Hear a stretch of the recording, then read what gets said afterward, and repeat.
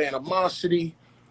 So many people make those mistakes because they don't know how to deal with people. So if they would really learn how to deal with people, they would get so much further in their careers and learn how to champion other people. And also, I like when my people tell me, hey, Sean, you could have did a little better. I love when I get constructive criticism.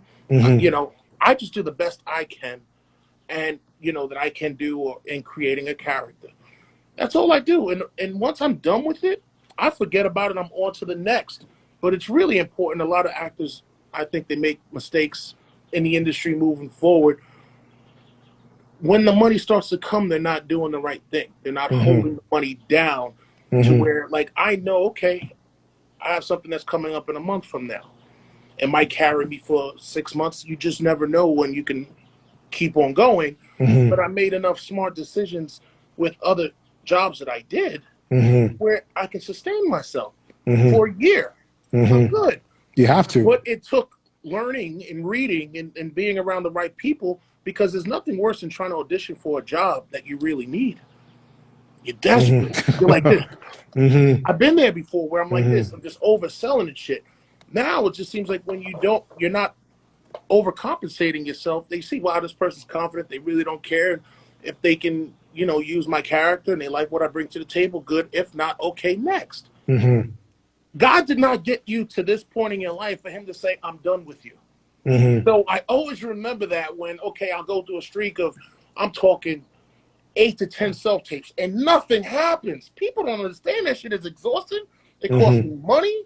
I'm doing self-tape. I'm got to go drop my baby off in the morning. I got to go pick her up. I have to study these scripts, get on tape to keep doing that, paying the money, and then not to get the job. Most people don't have the backbone for this business because it's really not meant for everybody. True, it's not, man. It just really isn't. Many people aren't built for this shit because this shit is real. Well, to the limit. As I always say, you know, if you're not prepared to invest in yourself, why should someone invest in you?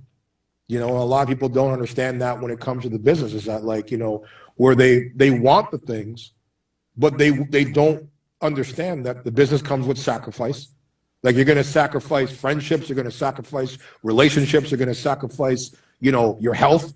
All these things are decisions that you have to make and think thoroughly through before you get into the game and say, okay, like, am I really cut out for this? And a lot of people, as you know, aren't cut out for it because they don't have the stamina, or they are always looking for somebody else to put in the work for them.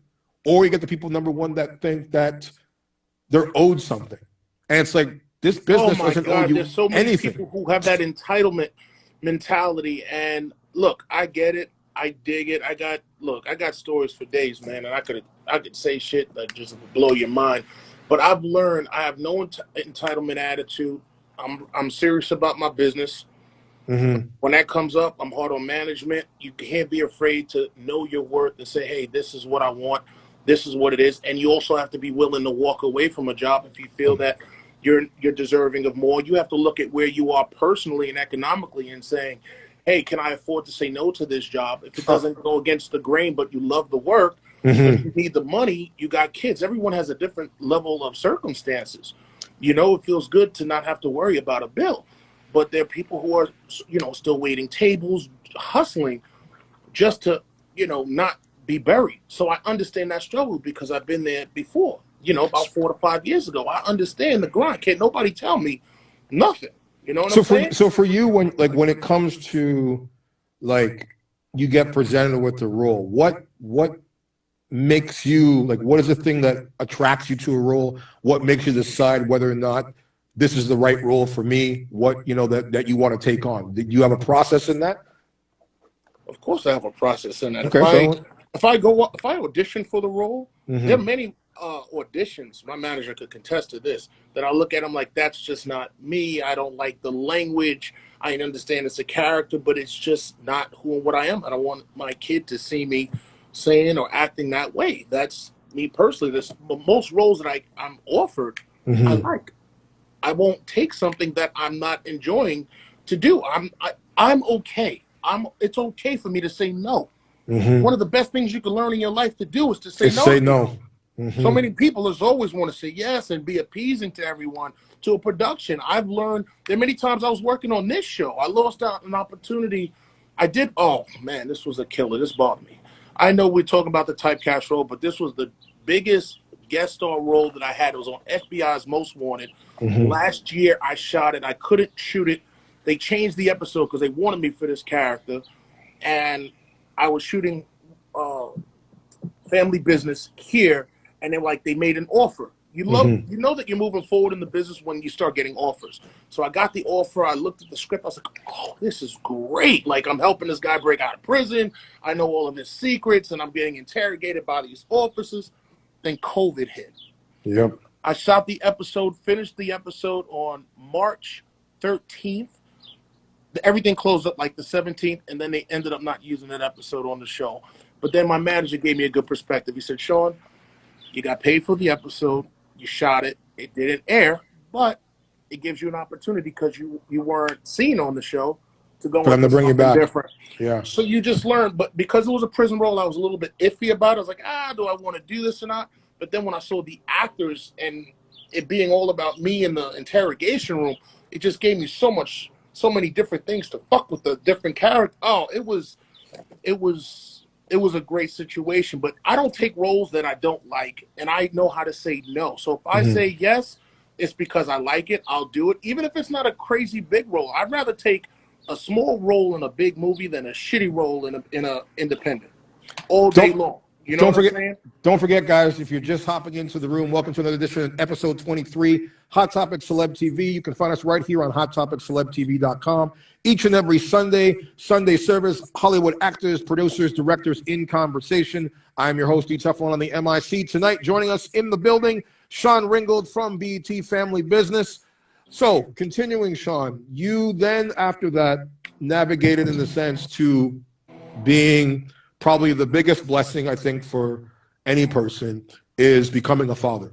Oh. And for you, obviously, most people in the earlier parts of their career usually sway away from starting a family that quickly because of as you know, the demand and the schedule and everything that goes along with being in a relationship and trying to juggle and manage. And this is an industry that has probably the highest divorce rate.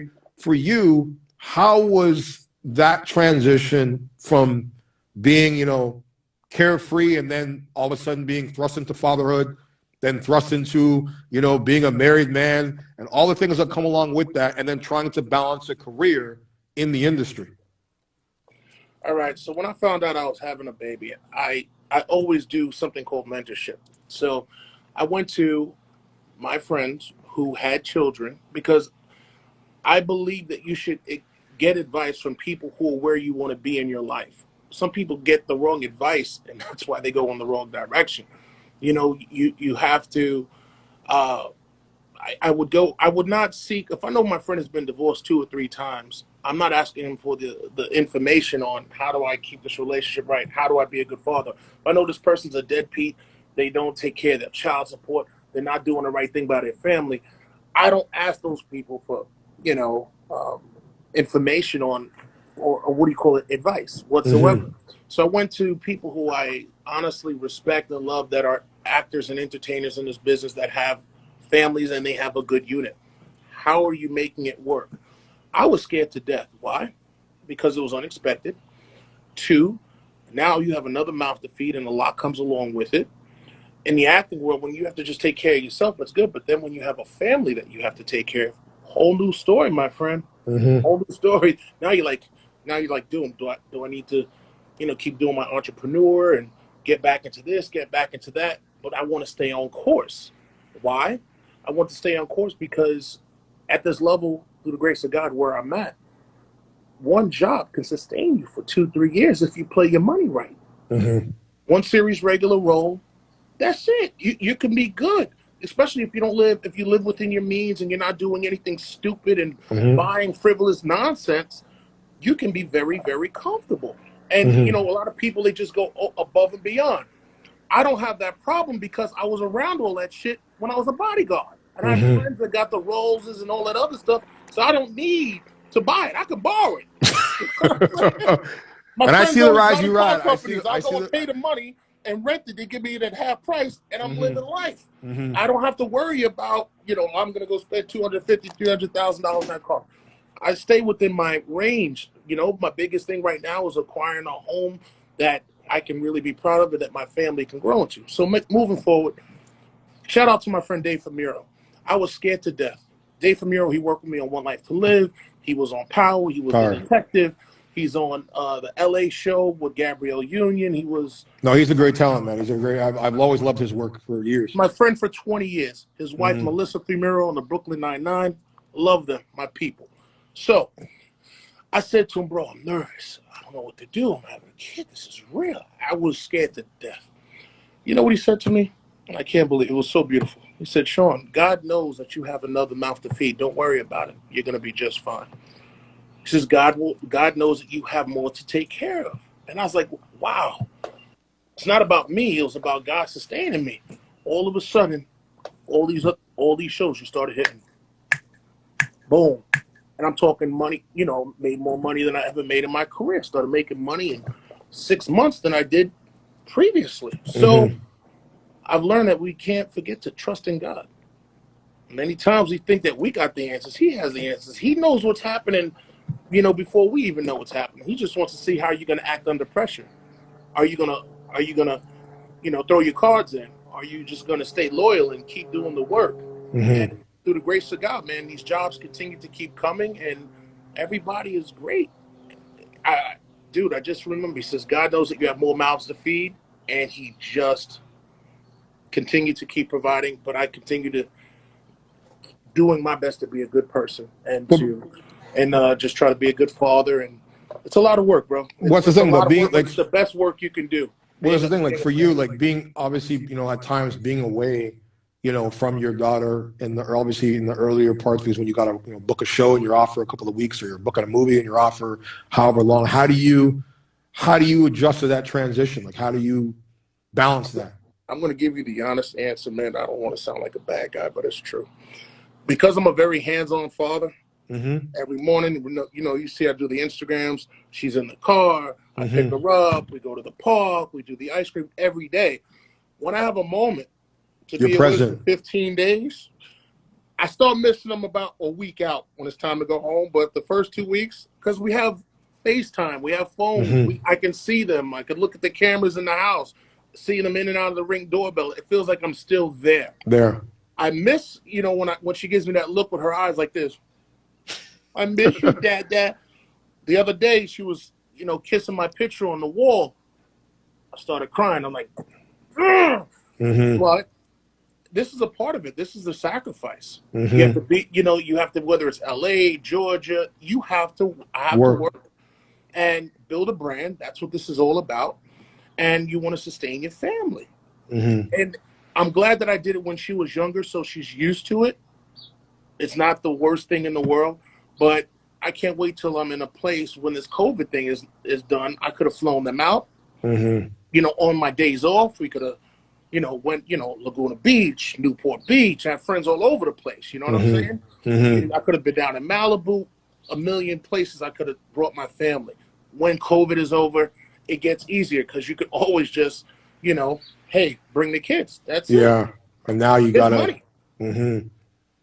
So like but right now you can't because you're in the bubble. You can't have anyone come out, the testing, the blah, blah, blah. So I cannot wait when this is over because even if I... You and me both, man. Send the family out and travel and people can see each other. But for the most part, man, she's good. I check in every day. And being a father is a phenomenal thing. I would not be where I'm at in my career. It makes you more focused. You get past your own excuses because it's not about you no more. It's about you being a selfless person because you have a responsibility. Your kids didn't have to come here. Your actions brought them here.